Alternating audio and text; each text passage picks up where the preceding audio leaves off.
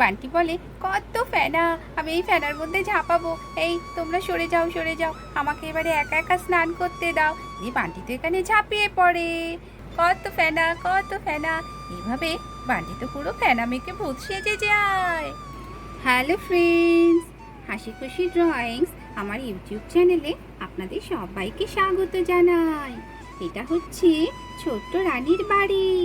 এখানে রানীদের গরু রামু দাঁড়িয়ে দাঁড়িয়ে খাবার খাচ্ছে।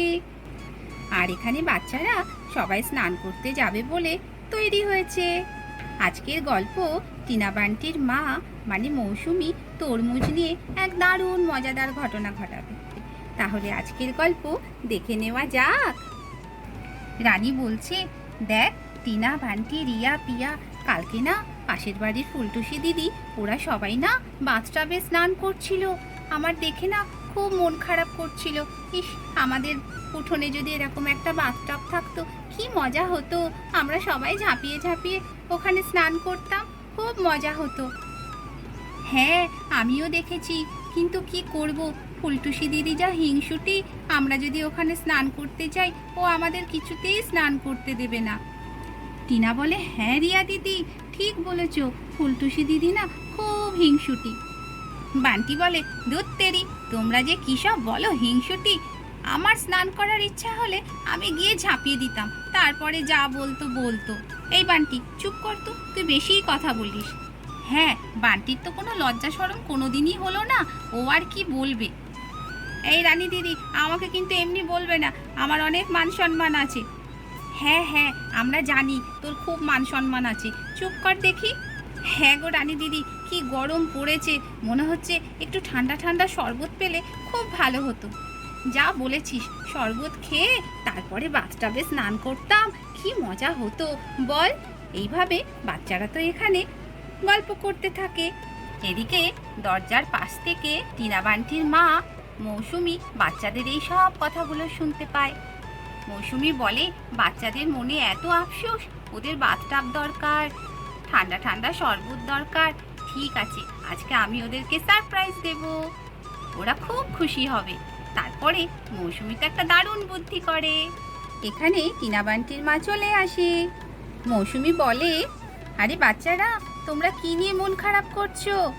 দেখো না কাকিমা, পাশের বাড়ি ফুলটুসি দিদিদের বাড়িতে না আমরা কালকে দেখেছি ওরা বাথটাবে না খুব মজা করে স্নান করছিল।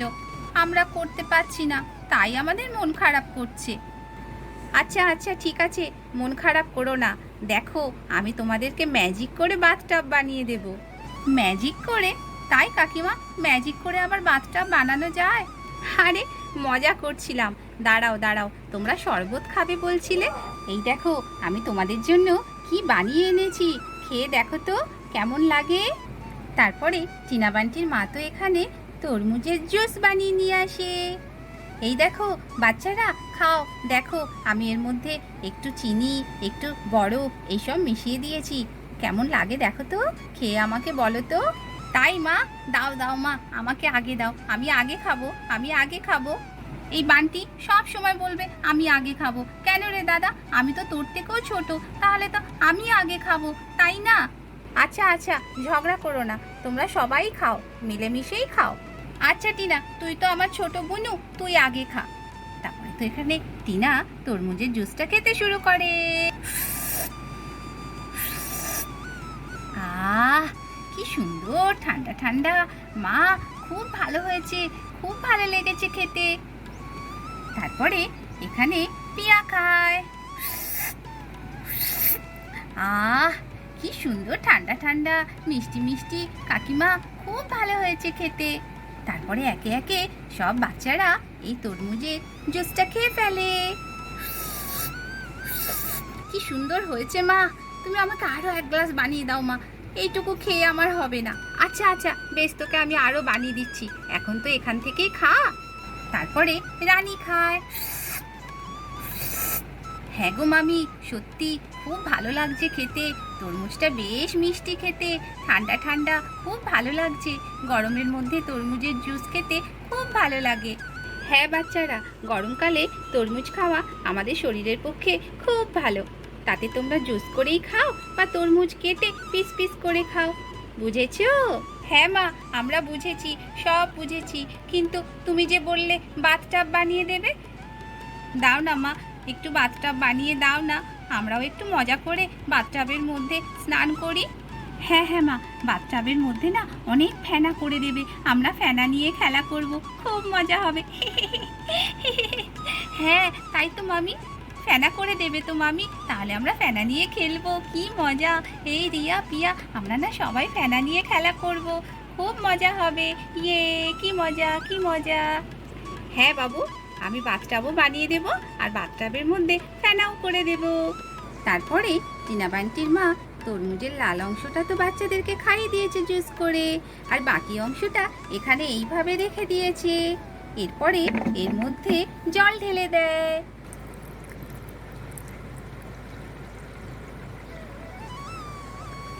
এইভাবে এখানে জল ভর্তি করার পর তার মধ্যে শ্যাম্পু দিয়ে দেয়।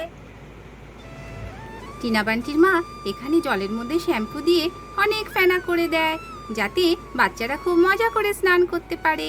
এই দেখো বাচ্চারা, আমি জলের মধ্যে শ্যাম্পু দিয়ে কত ফেনা করে দিয়েছি।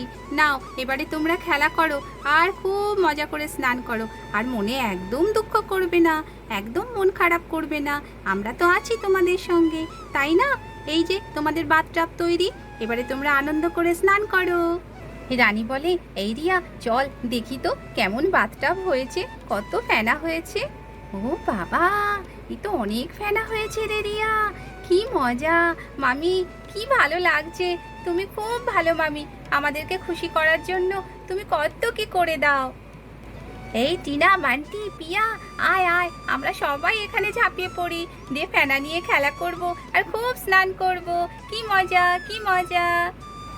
ইয়ে, কি মজা কি মজা। এই বান্টি আয় আয়, আমিও তোর গায়ে অনেক ফেনা মাখাবো।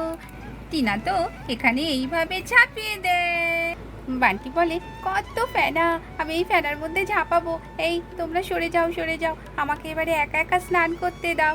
এই বান্টি তো এখানে ঝাঁপিয়ে পড়ে, কত ফেনা কত ফেনা। এইভাবে বান্টি তো পুরো ফেনা মেখে ভূত সেজে যায়। এরপর রানীর মা আর রিয়া পিয়ার মা তাদের বাচ্চাদের খুঁজতে খুঁজতে এখানে চলে আসে। এসে তো দেখে এখানে এইসব কাণ্ড করা হয়েছে।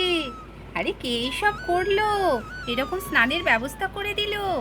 মামি করে দিয়েছে মা। সত্যি মৌসুমি এইসব পারেও। আরে মৌসুমি, তুমি তো বুদ্ধি করে দারুণ জিনিস বানিয়েছো গো তরমুজ দিয়ে। এই আর কি দিদি, বাচ্চারা সবাই মন খারাপ করছিল তো তাই বানালাম আর কি। বাহ, খুব ভালো। আমার মাথায় কিন্তু এত বুদ্ধি আসে না যে তরমুজ দিয়ে আবার এইভাবে বাথটাব বানানো যায়। খুব ভালো হয়েছে। তাহলে দর্শক বন্ধুরা, আজকের গল্প এই পর্যন্ত। যদি গল্পটি আপনাদের ভালো লাগে তাহলে অবশ্যই একটা লাইক শেয়ার করবেন, আর চ্যানেলটিকে সাবস্ক্রাইব করে আমার পাশে থাকবেন।